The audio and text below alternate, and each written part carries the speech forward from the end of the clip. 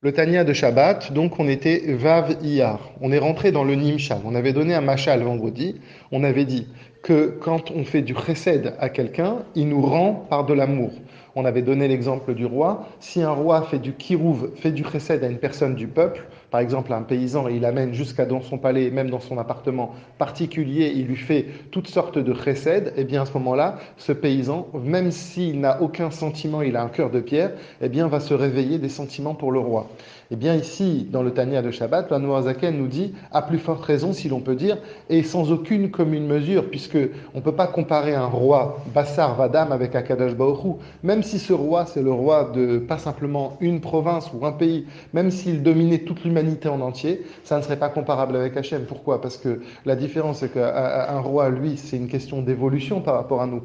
Sa vie est différente de notre vie, mais à la base, il est comme nous. Alors qu'Akadosh Baruch Hu, par essence, il n'est pas du tout comme nous. Ça n'a rien à voir. C'est lui qui nous a créés d'ailleurs. Et donc déjà la base, elle est encore beaucoup plus haute et sans aucune commune mesure. Ça c'est déjà une chose. Deuxième chose, quand on parle du palais du roi, puisque le Admorazaken veut reprendre le machal point à point, eh bien le palais d'Akadosh Baruch Hu est immense, puisque, comme dit le Harizal, les pièces du palais d'Akadosh Baruch Hu, tout le Echal d'Akadosh Baruch Hu, il n'y a pas de nombre dans ça, c'est inquantifiable.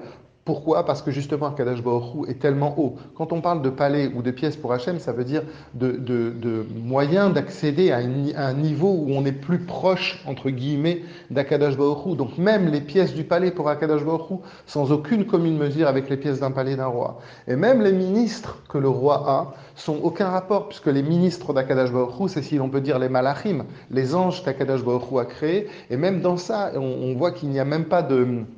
Il y a plus que des milliers d'anges. Et donc, et pour finir dans l'exemple de Shabbat, il va continuer donc aujourd'hui dans le Tanya d'aujourd'hui, pour finir dans l'exemple du Shabbat, le Admorazaken dit, et que même la soumission des ministres par rapport à Kadosh Baruch Hu, des malachim par rapport à Hachem, n'a aucun rapport.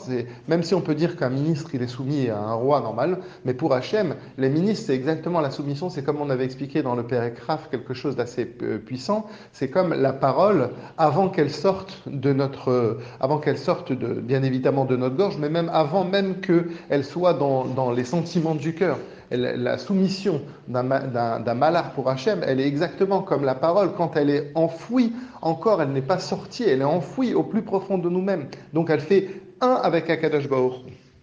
Et donc tout ça pour nous montrer que Akadosh Baruch Hu, dans sa grandeur, eh bien, il va faire un kirouv avec nous, et c'est ce qu'il va expliquer dans le Tanya d'aujourd'hui.